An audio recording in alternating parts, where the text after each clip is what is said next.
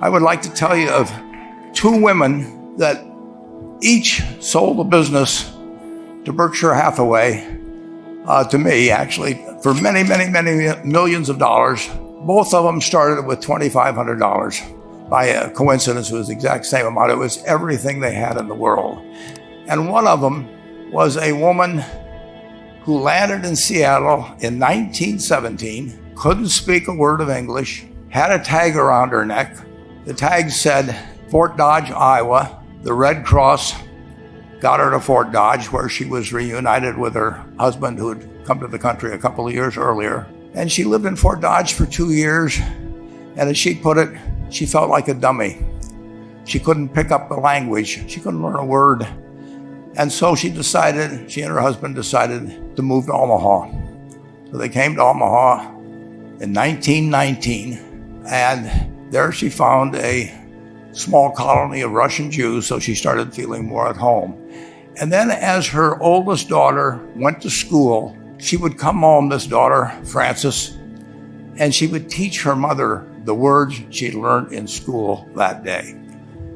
And this woman, Rosa Blumkin, spent 20 years saving money, bringing first her siblings over, her mother and father, $50 at a time. She sold used clothing to do it. She had 4 children during this period. And by 1937, after 20 years, she'd saved $2,500. She went to Chicago and she bought what she could of furniture. Her dream had always been to open a furniture store.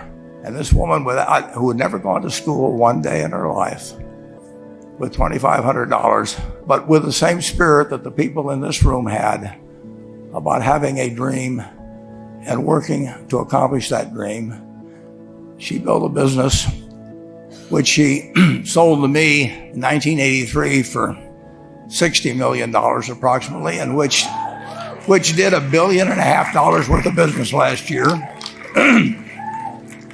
The 4th generation is working in that business. This woman, Rosa Blumkin, she worked for me until she was 103. And then she retired and she died the next year, which is a lesson to all of Berkshire's managers that premature retirement, you can't tell what's going to happen. But Mrs. B, with her $2,500, one further fact about her, she could not read or write. And she went into a furniture business, and she didn't bring anything unique in furniture, but she brought a determination to succeed.